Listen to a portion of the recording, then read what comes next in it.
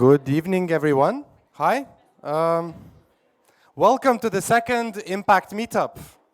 I am very glad to stand in front of you here tonight because this is the second Impact Meetup. Because we are going to talk about wonderful things, about how the businesses are changing our society, how money are changing those businesses, how investment and other drivers are pushing for sustainability. Because it's not only us, it's the planet that we're living here, and it's a beautiful planet, so let's keep it for 100 years at least, and we'll see. So I would like to invite Gintarė from Global Shapers to tell you a few words, and then we'll start with this amazing panel. Hi everyone, and for those that are here for the first time, so welcome. For those that are coming back and you have been here in October for our first meetup, welcome back. It's really nice to see you all.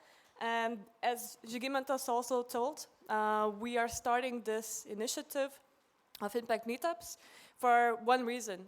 When we as Global Shapers decided that we want to do something about sustainability, we thought, okay, where can we find the knowledge and the people in order to engage and find out what actually we are supposed to do?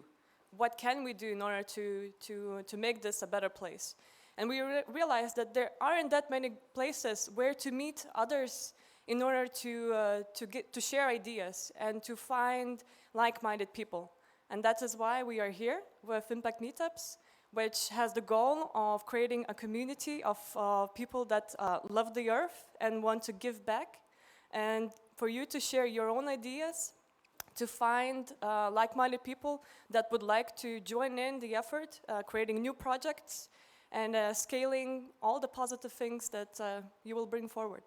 So welcome, and let's start our panel discussion, which we will afterwards follow with an open mic session where any of you can actually come on the stage and pitch your own idea or your business. Enjoy.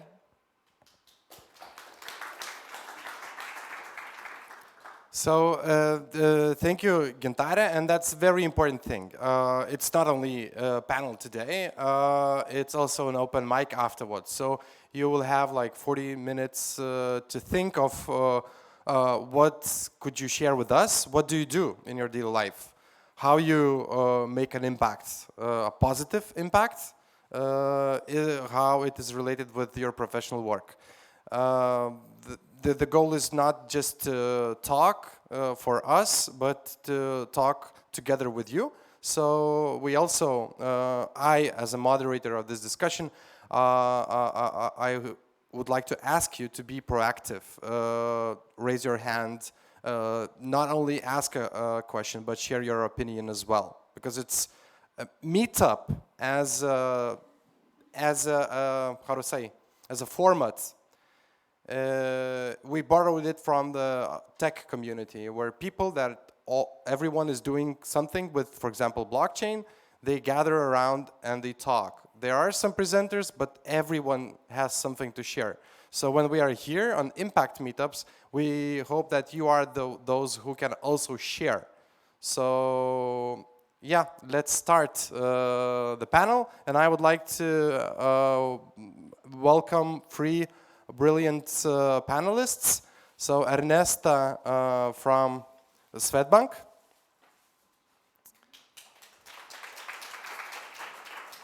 Greta from Katalista Ventures, and Andželika from Junior Achievements. You can check if mics are working. Say hi, no. There's a red button. Okay.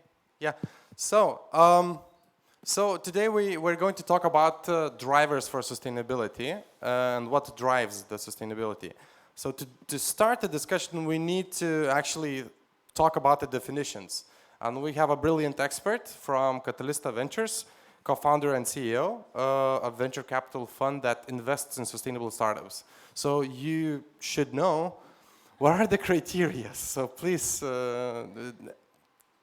tell us. Sure. So at Katalista Ventures, we are working with early stage startups, helping them grow from basically idea prototype stage to proof of concept. And when we are talking about criteria for sustainability, I think one of the often misconceptions is that it's more about the social or more about the environmental impact rather than financial. So what we always make sure is that social, environmental, and financial go together. So that's kind of the main thing.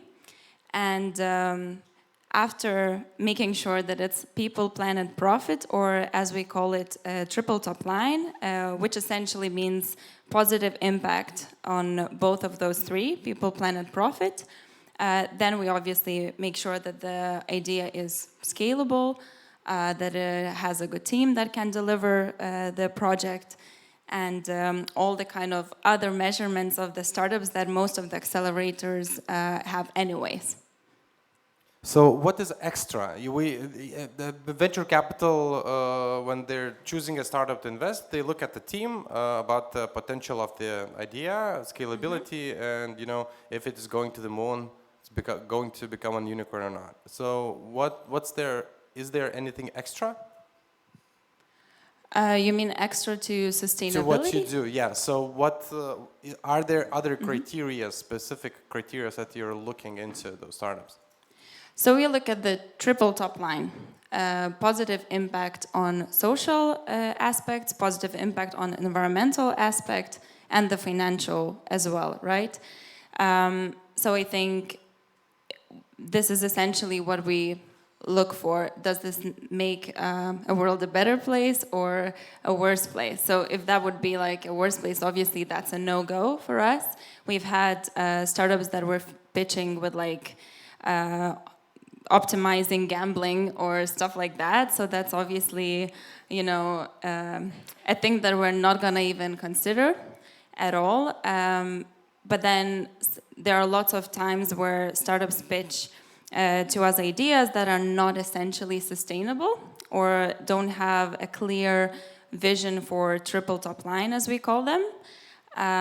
But then we kind of showcase them how can you envision this being triple top line, and you're kind of doing this role of education and making them aware more of what could it be, and then essentially you kind of guide them through that. So this is also kind of this awareness, this vision, this ambition to actually make the positive impact and be able to change your business towards that is also what we're looking for. Thank you. So you are working with early stage startups, and we have another guest here, Ernesta Každailytė from Swedbank, who is working with large institutional investment. You're working with investment management and specifically with the instrument of pension funds. So these funds, they have so much more money and they're looking at those big projects that already have been running there for years probably, right? So how you choose where to invest, and what are the criteria for sustainability in your business? Yeah, so basically on sustainability, we just started to work this year, so much to go on. But basically now we have 3 parts of our analysis. So the first one is that we exclude something. For example, we do not invest in tobacco, in coal, in weapons, something like that. We do not invest. And also every time if we are considering holding, we checked if they haven't breached any sanctions or something else.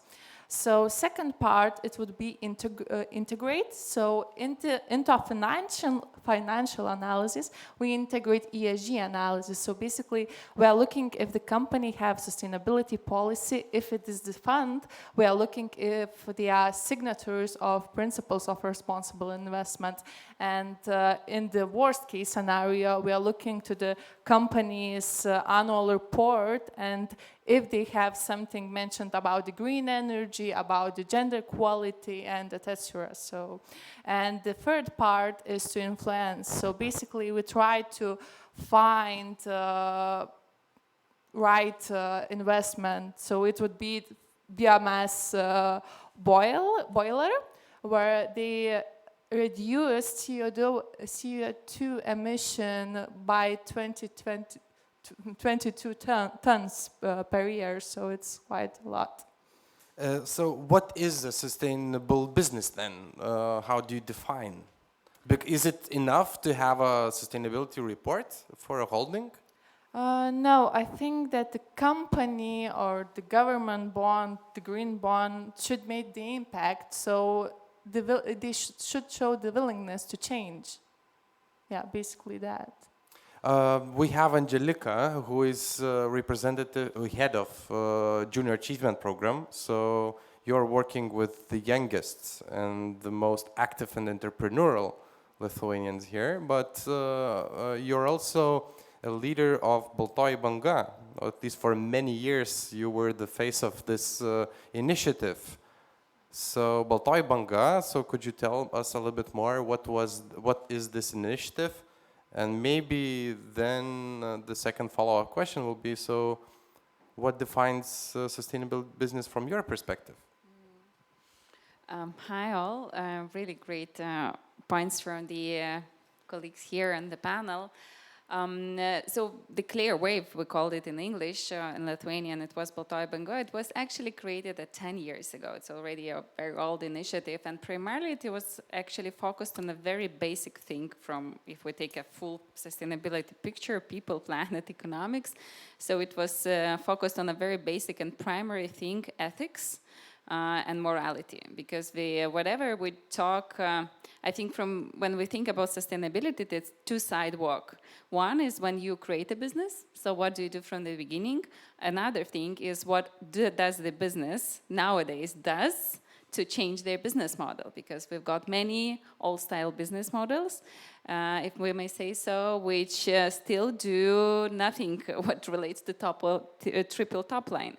So the idea of Clear Wave at that time was to say, hey guys, can we somehow not only punish businesses for what they do wrong, but can we bring together the community, which is the example of ethical business in Lithuania, so we can, through their story, tell the market that there are businesses who care about transparency, who care about zero shadow economy, and who want to be the leaders showing that the clean business is also possible in Lithuania. Woohoo! Because at that time we had a huge stories where the person who said like, oh my God, you know, I just got my salary in envelopes, and the CEO of a company doesn't matter to fire her out and say, go, okay, fine, go. And there were no, at that time, 10 years ago, there were no civil society of the people like you guys who would care about it. I mean, okay, she was fired, fine. And there were too few organizations who would vote, because when we talk about sustainability, from my perspective, first thing is our, as a consumers, behavior. What do we do when we buy products or services? Do we really care about the company, how the product or service was developed? So coming to that Clear Wave, so this is, you know, already the 10 years old initiative, mostly focused on the corruption and shadow economy in Lithuania. So this is just a very small part of sustainability.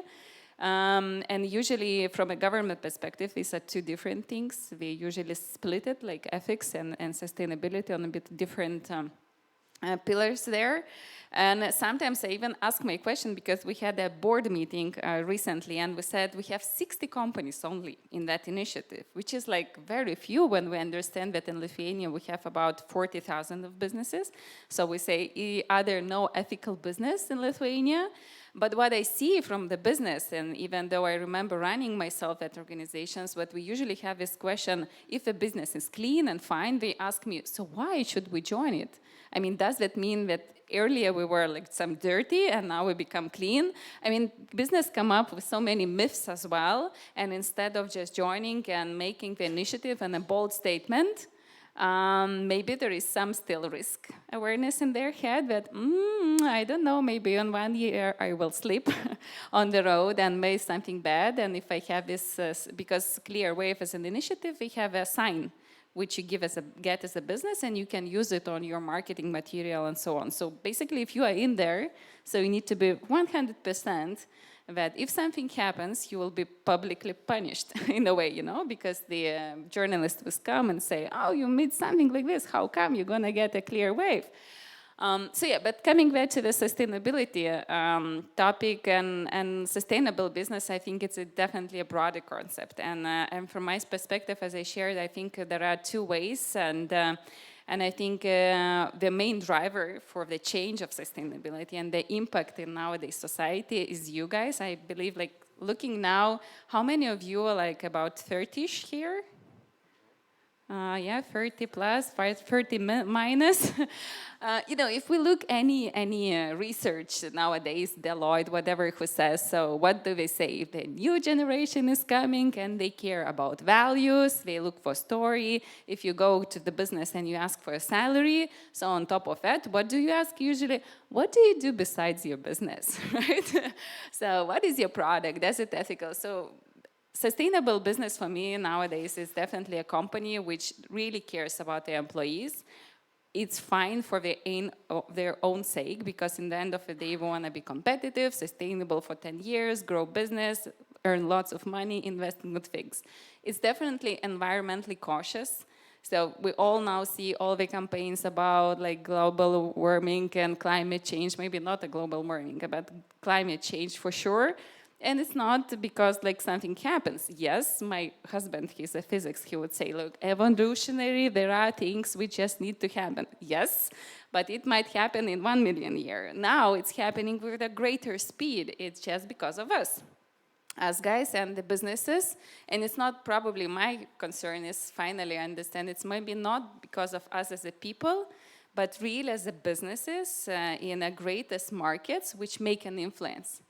And the third is definitely economic pillar, because in the end of the day, when we talk about business, are we looking for 1 day return very fast, or we look for 3-5 years and this idea of leaving your business for the next generation, So sustainable business coming back is all of those three, and this ethics pillar, which I would add as well, because you can look into this as a very simple thing. It's your morality and your values. On the other hand is, how do you make your business? And it's very easy, I think, now for you guys who want to start up your business, you make a decision from the beginning. It's definitely very hard for big corporates to change your business model, because you have investors, you need to deliver on money, and you need to deliver on your finances. And then you need to understand if the market, and we're here, if we really want to buy consciously. If we really want to pay this 10% more for the eco sugar, eco coffee, greater service, and so on. And here I can be a devil advocate. I'm not sure in Lithuania that our society is already there. Okay. Well, I think we are going to step inside the society domain at the second part of the discussion. Staying with criteria for sustainable businesses, I would like to make this an open question with few examples. For example, there was in our Lithuanian social media, one of the influencers was super actively punishing one of the company that was telling out loud, marketing how green they are, putting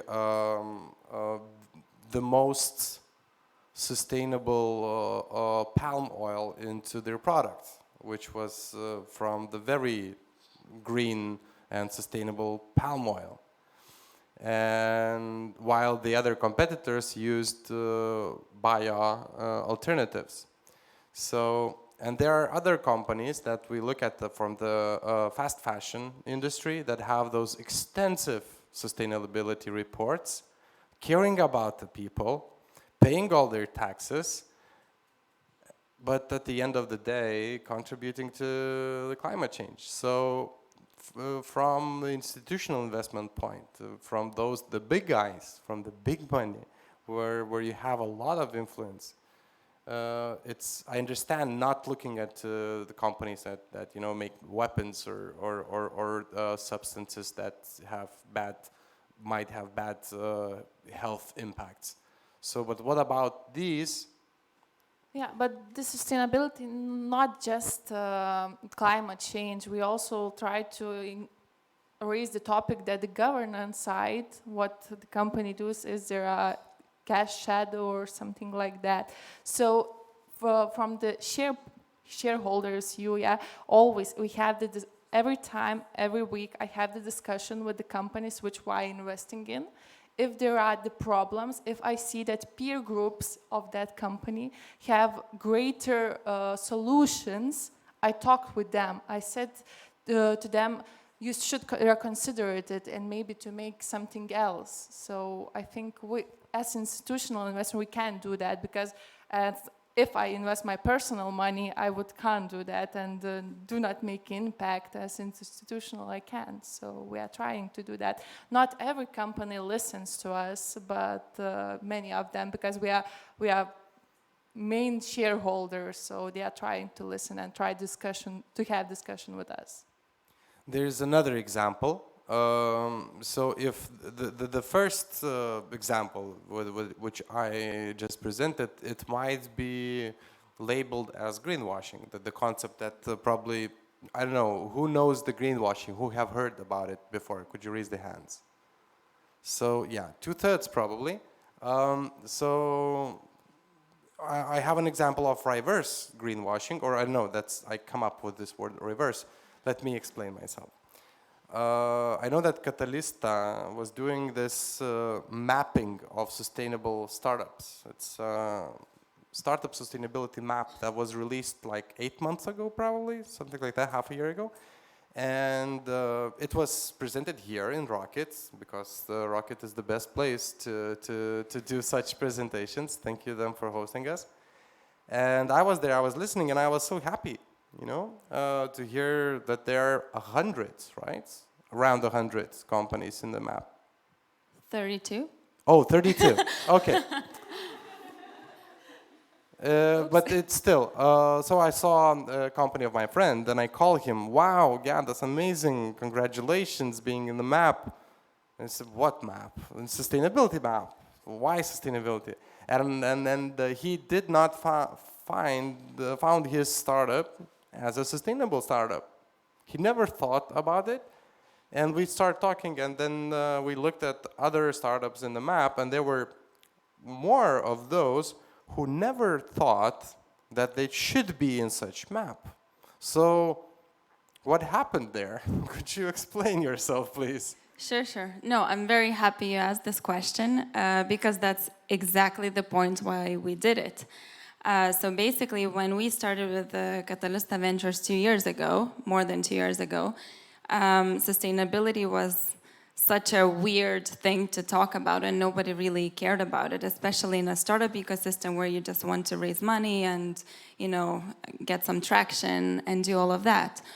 So we were thinking, what can we do in order to engage with the startups that are already in the system? Because obviously, you cannot expect just for sustainable startups to appear out of nowhere without doing anything.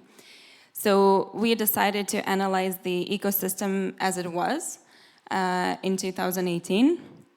And basically, we analyzed them in terms of which startups out of the whole ecosystem are working towards reaching SDGs, Sustainable Development Goals.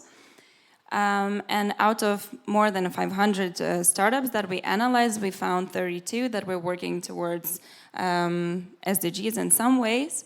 And in order to engage them even further, we put 3 impact measurements for each startup that we analyzed.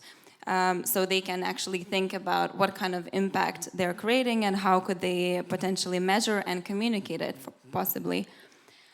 So that's exactly what we did. And out of those 32, I think there were 10 startups that were communicating sustainability to some extent, and none of those were communicating SDGs, which are kind of such a mainstream thing to do right now, and they were losing on that opportunity as well. So basically, they were creating all of this social and environmental value, but they were not using the opportunity to showcase it, basically. And that was our start of the conversation.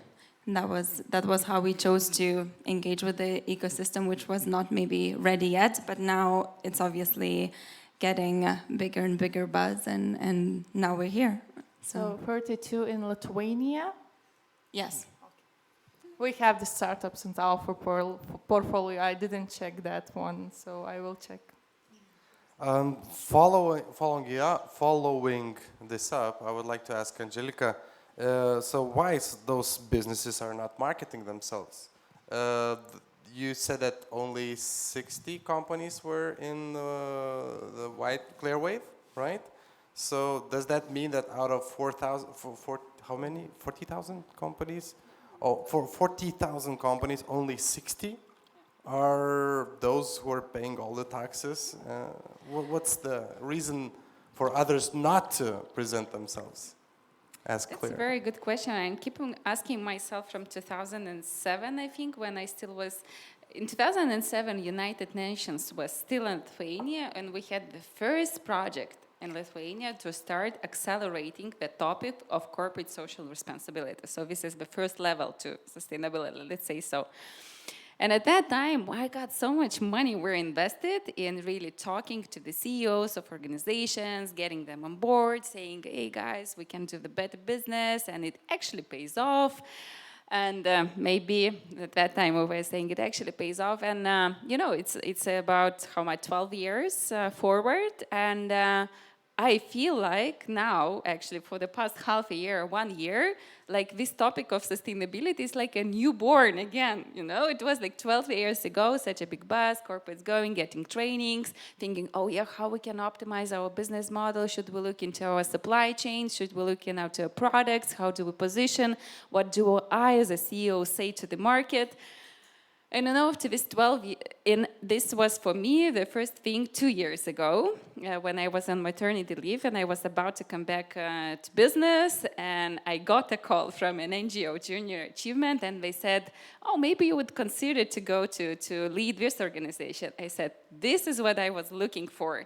I'm enough with these old grown-ups who don't care really in the end of the day about sustainability. I want to grow a new generation of the kids who want to be sustainably conscious. So by the way, Andželika is a global shaper, and she was our creator a few years back. So this is the attitude. This is the attitude. So this is what I thought. Okay, I was 10 years working with a business, trying to say them that sustainability is really a business opportunity. Guys, you can be innovative, you can earn tons of money. And I think now, from my perspective, I think we think too local. When we talk about Lithuania, our most of businesses are focused really on internal market. And if I look into the organizations like Clear Wave or Sustainable Business Association, the majority of organizations there are actually the ones who either export their products and services or are multinationals. Because both days, multinationals get their thing from the top and say, guys, you should also look and do things here locally. The guys who export get the request from their the suppliers orders, right? So, you know, they say, guys, do you have a policy on the ethics? Do you have a policy on your supply chain, on your labor, on anything?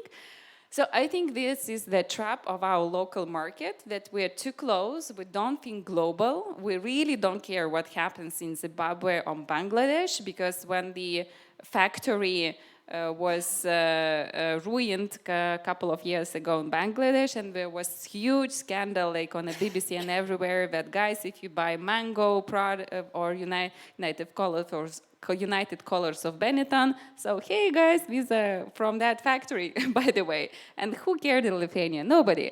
So, so talking why it's not happening, I think first thing, we don't have traction from a buyer's perspective here in Lithuania. What I'm very happy is what the investors do, institutional investors, because the things what I see for the past 15 years, if the money which are invested would drive the change, I think this is the best solution for Lithuania, fortunately or unfortunately, because even the topic of sustainability, CSR, ethics in Lithuania came from business. It didn't come from schools, from universities. In universities, we still don't have a master's program on sustainability. Really? In schools, I still do work. I'm now writing these methodologies and training teachers. So we could really run, because we have entrepreneurship education program. So we really can run this, and Greta is working with me on this mission. And so, we are just at the beginning when, guys, look, the global society was talking about this 20, 30, 40 years ago already. Mm-hmm. So I think, yeah. Yeah, and maybe I can top on that. I think, yes, that's for sure what you've said about the, why the businesses are not sustainable yet. But also I think it's about the, and we've been saying that again and again, about the understanding of sustainability and what it actually is, because most of the businesses see sustainability as an expense and as a kind of a cherry on top, that if you have like some spare money, then you can invest in some charities and do some good and improve your reputation, which is essentially a totally worst way to look at it, because sustainability has to be strategic and it has to serve your core business needs. And if you're working with some charity to help homeless people, this is absolutely amazing, but that's not about sustainability. Sustainability would be doing something that's benefiting straight your business in your financial performance and all the other kind of metrics that are important to you. And I think this is the misunderstanding that's kind of leading this non-ability to change. I think last time I said that already, but and I believe that during the Impact Meetup 3, I will say it again. I love this quote. If you're not building a business case out of sustainability, stop talking, because people stopped listening.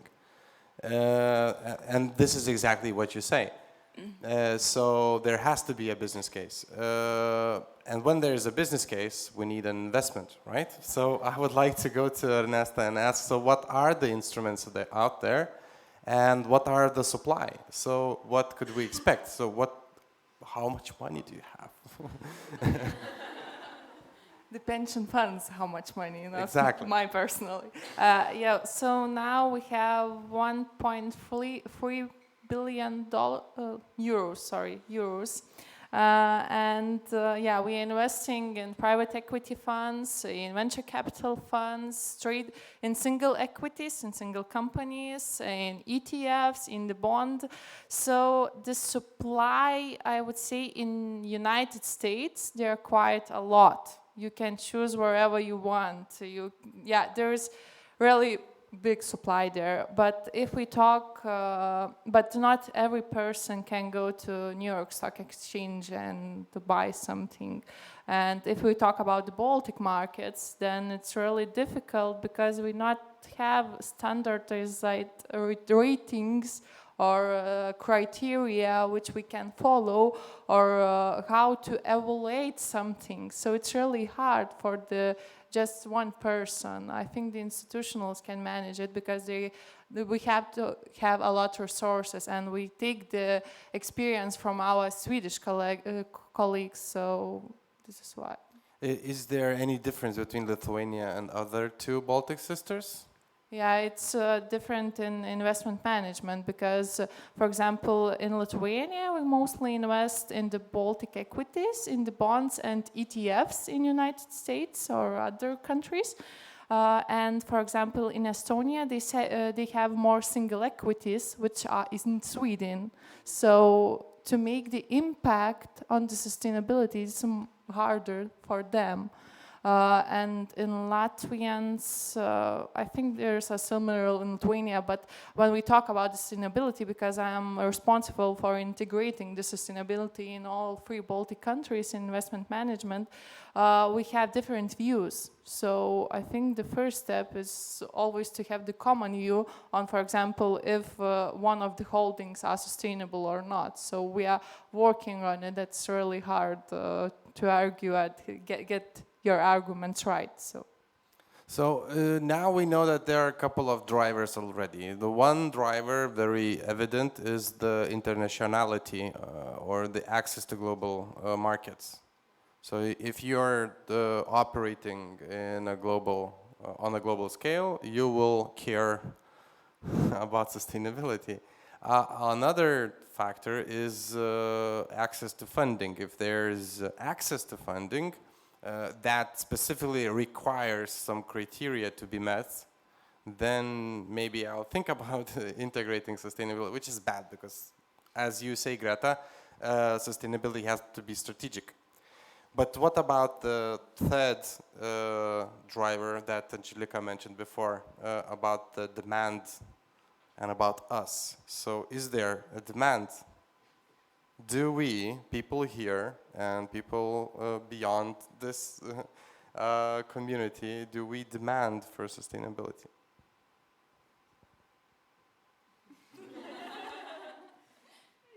Nobody says yes. No, I'm joking. I mean, I just can add on my thoughts. I think here in Lithuania, unfortunately, we're not there yet.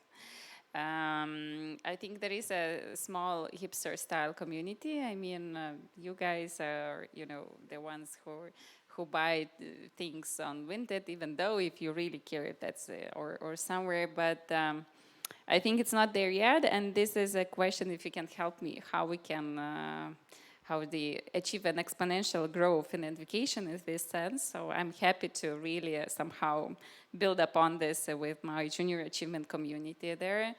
And on top of that, I think the issue in Lithuania, if we see very locally, is also our aging society. It's not so easy to change the big portion of our society, because we need to admit that the young people in our society are this small part of the cake, and the bigger one is our parents. So maybe when I think about pension funds, if they want to have a pension funds, we need to say them that, hey guys, but you need to look into the most stable purchase and where to invest money, and demand it from your pension fund holders to really invest sustainably and so on. But this is what I'm saying, it's a local market.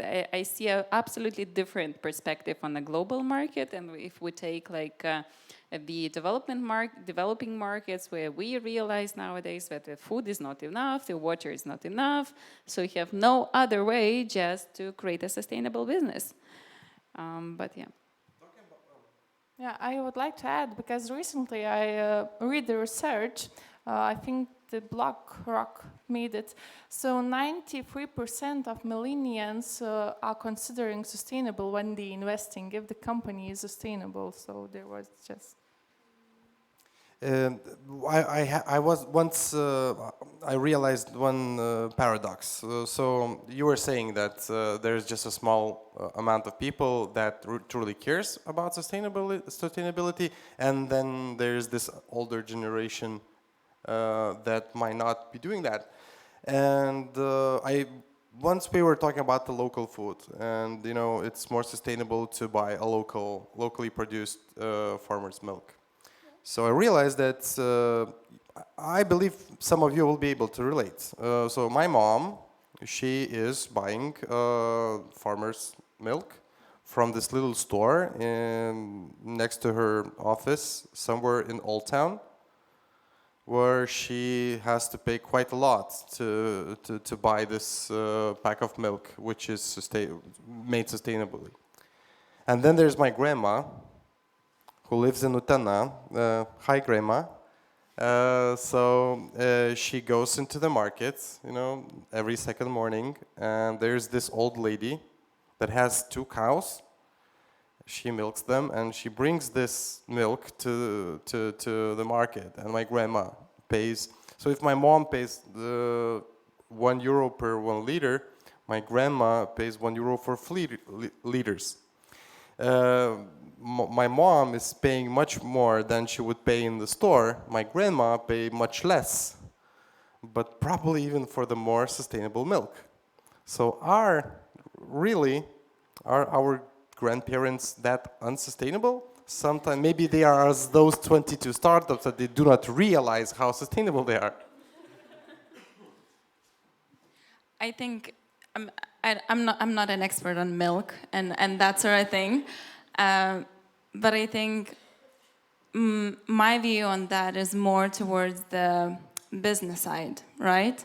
So consumers are maybe as educated as they are or as educated as they want to be, and that's one thing, but then from the business side there's so much that a kind of small amount of people can do and have such a huge impact. So I think it then goes a little bit on when we're talking about the drivers of sustainability. And coming back to that, obviously there are things like, regulation, which is like making businesses do things, but that's about the kind of negative, the pushing approach of the businesses. And there are also approaches to sustainability that can be positive and can encourage businesses to do it anyways, right? And on a much kind of lighter, better tone and much more engagement. So for example, looking at sustainability from innovation perspective, so many businesses want to innovate and create new products and new services. So why not do it through the lens of sustainability and just be the first to go into the market on all of these aspects and have the positive note about it and the positive note for the employees and everyone in the organization. So just one of the angles that you can take and kind of encourage them and to push those consumers by default. We need some positive notes here. What about our youngest generation? What about those junior achievers? Yeah, Do they care about sustainability? This is my hope, if I may say so, of the country and the global arena is for sure. I mean, now even millennials, we are already there. So the Z generation is even more there because the economic and the global perspective is different nowadays. There is no, at least in our region, there is no war, there is no scarcity of food, there is quite good, how do we say, saugumas, yeah? Security around. So, all of these people now flourish with their dreams and what can you do more? And this is what really enables them to create and then really to care. And this is the generation who really cares about what is the impact we're going to leave afterwards. It's not just doing things. So we are looking for their employers, like why the startups are now so great on the agenda, because they can offer a big dream, an impact, a scale, fun, great team, bonding, everything is there. It's a big headache for corporates nowadays to really get these great people on board. So, young generation is there from the values perspective, though it's demanding. I mean, now you're really gonna pay the value for them. It's not like what our parents was, like whatever pay you, fine. So they really wanna earn the value they wanna bring, though they still need to grow. I mean, nobody comes after university already ready to work full potential. So this is, the values are there. Probably what we still need is more education on a business case, because what I see I think there are still too few examples, or maybe in the end of the day, the understanding of those examples, how you really can make a business case. I was in Helsinki last week. We got this nice, not a slush actually, it was the European Commission Small and Medium Enterprise Awards ceremony there. And it's all about green. It's all about green, sustainable, innovative, as you said. So it's all there, but what was good there, that they presented the real business cases. I mean, how it works. If you say the plate which is made from sustainable materials, so what are the materials, how it works, how much does it cost? Because I think also get in this bubble, sustainable, cool, nice, leadership, this movie from you when I can make leadership. And but in the end of the day, how it works. Yeah, so we really want to understand the mechanics of on the backside of there, and yeah, so the generation is there. For me, what concerns me, we were discussing lately, because we made a research in Lithuania as well. In summer, we asked our 9, 12 grades kids what do they think about the business. So they're positive about the business and they really care about the ethics and sustainability of the business. But for me, the concern now is what I'm trying to solve, if you can help me, is these kids at school, they're kind of, oh yes, sustainable, cool, business, entrepreneurship, we are there. And then there is this market, or I call real life, you know, and then in between, it's actually in the end of the day where they will appear. If they are lucky enough to the school or university, they get to the Katalista or Swedbank or SB or Rocket, and they have this proper attitude. The CEO with the values is there, employees on board, we have policies, so it's good. But if that person doesn't get to that environment, then, you know, we all know that situation that after school, whatever you get, you take it as a granted. Oh, yeah, so this is how life works, unfortunately. Oh, so I need to get some bribe. Fine, I'm there. So how we can maybe bridge this gap between the schools, universities, and the market, which can be the positive driver, because not all these kids really know what's happening there. But they, I think from their personal perspective, they really care. You're helping me a lot. I had prepared some questions, and it naturally links to the question talking about these examples. So I would like to ask Ernesta, what is the model client? How should this fund look like? Could you maybe describe an actual example or the best perfect example of the success of sustainable investment? No, nobody is perfect. So recently, I will take the example. Recently, I thought that one company reached the highest quality standards on sustainability. I said, this company is fully sustainable. I can't mention the name, but then one thing happened, and one of the management board members was accused of something, and etc. So they touched the governance side.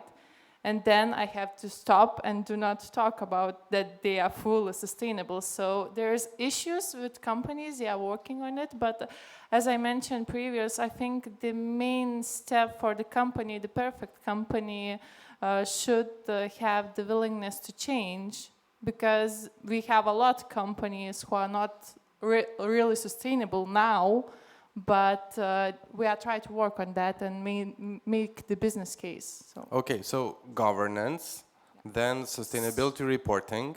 Yeah, social community or something thinking like about that. their employees. Yeah, environmental issues. Yeah, environmental aspect, and then and of course return on governance. equity. I can't mention that.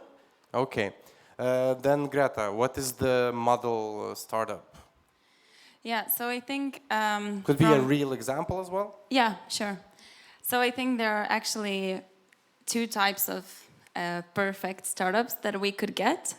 So one is the one that's like totally aware, maybe something that you guys would create, which is like already sustainable from the very first second of its adoption. And like sustainable business model, impact measurement, all of that, right? So we have a couple of those in our portfolio, and that's kind of one of the examples, and I can go into that later on if you want. But I think the even more important perfect startup example would be someone who maybe hasn't started from the beginning as being sustainable, but then showed the willingness to transform. So that would probably be the startup Tingly that we have in our portfolio. If you haven't heard of it, it's kind of laisvalaikio dovanos here in Lithuania, but just for experiences all around the world.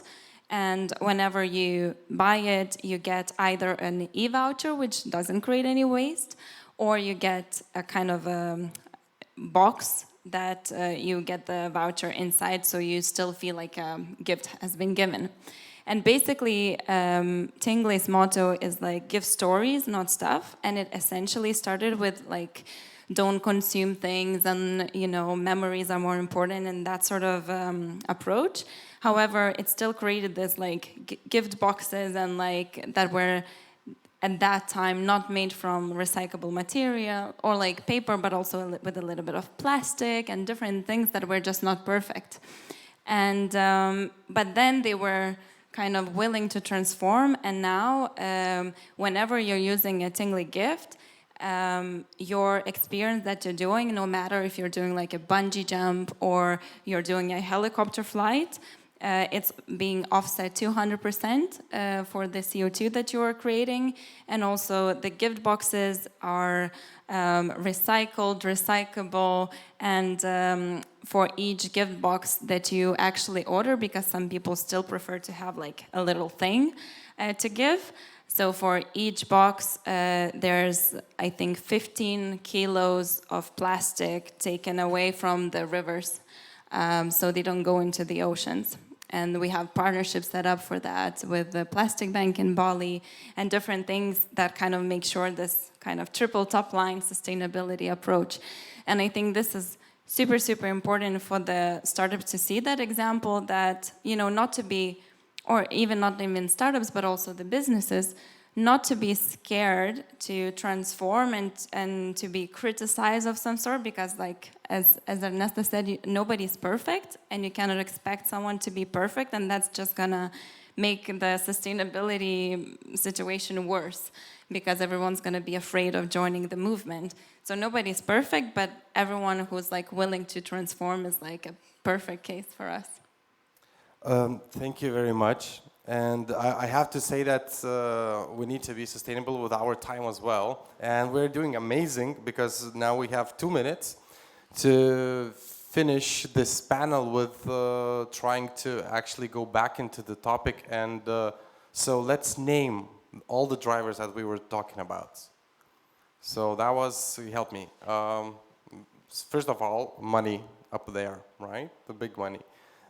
Then, so if there is the money to the company, company will try to be more sustainable, right? What else? Regulation. Regulation. So the government can ask for certain. Yeah. Also competitors and every environment around the company. So they're competitors. Then we have customers, right? CEOs. Yeah, we have not talked about it, but also financial incentives from different monetary institutions worldwide. That's happening as well. Yeah, but at the final end, it's us. It's those who are buying the products, right? So thank you very much for your thoughts and all the interesting things that you shared with us.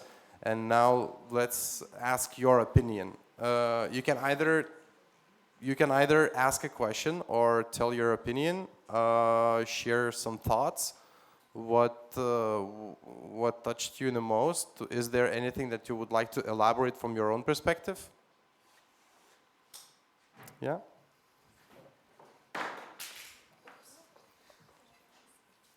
Hello. I have a question about consumer-facing products. Usually there's like a normal thing that if you buy something sustainable, you pay twice or 3 times more. So how to choose smart pricing so that it becomes more available for wider public?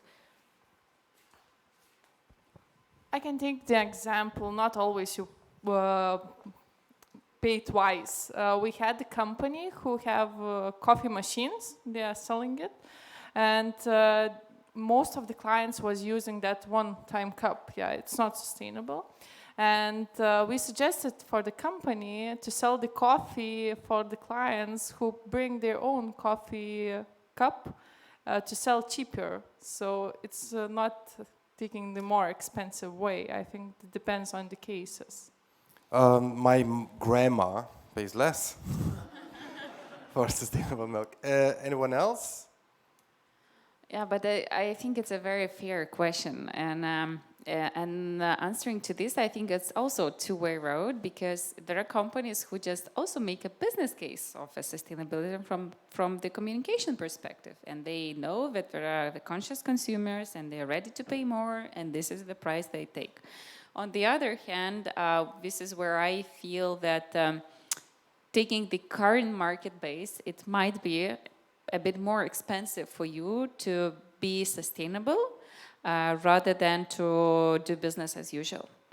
Because you would need to invest in innovation, which might be not so scalable yet and really cost you more.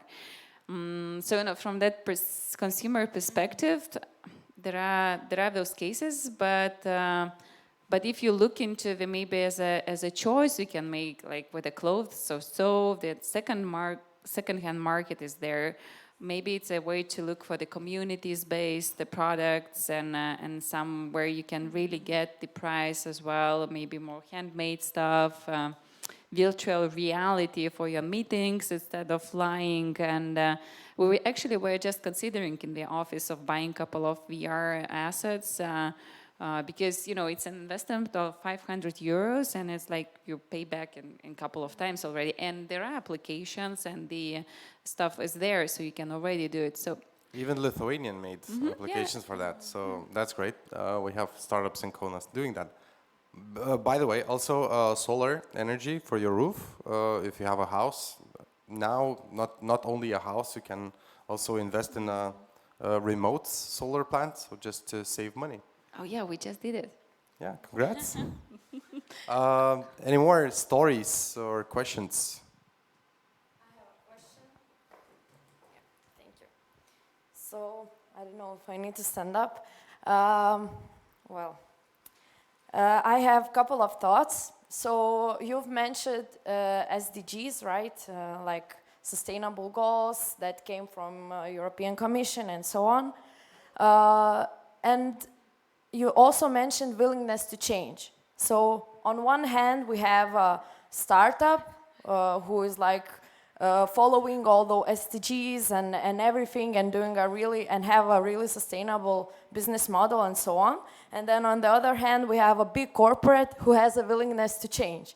And then, so maybe he has like starting their sustainable reports and so on, but on the other hand, they do a lot of not quite right impact, let's say. So can we say that they are equally sustainable companies? The one that is like sustainable, only have like the sustainable way go through, and then we have the sustainable startup who has a real business model based on it. So what is then? And my question basically is, so what is the sustainability then? How we describe it? And is there equally sustainable companies when it becomes to like that? Yeah, I think I can try to get that. Basically, I wouldn't say that you can use the word equally in this context. Maybe sustainability is essentially long-term thinking, right? So that you're kind of you can adapt to the shocks that are coming to you, and you're kind of know the context around you, and you can survive those, so you're like resilient in a way. And for a startup and for a corporate, that's two different things. So obviously the measures that you're measuring your sustainability are different, and and it's difficult to kind of put that in line together. So I would say you have to look in the case-by-case kind of measures, and also not to be too judgmental, in a sense that there are some sustainability reporting initiatives that evaluate, for example, businesses' disclosement of data, and there are businesses that go to the top charts, like from even oil and gas.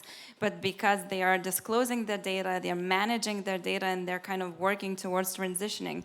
I'm not saying that's like the best thing to do, but that's also a way to engage those into, that kind of conversation, and kind of just that engagement can really help into involvement of the whole ecosystem to move towards sustainability rather than being super critical and judgmental and trying to be better than the other. There could be a good oil company, better than anyone else in that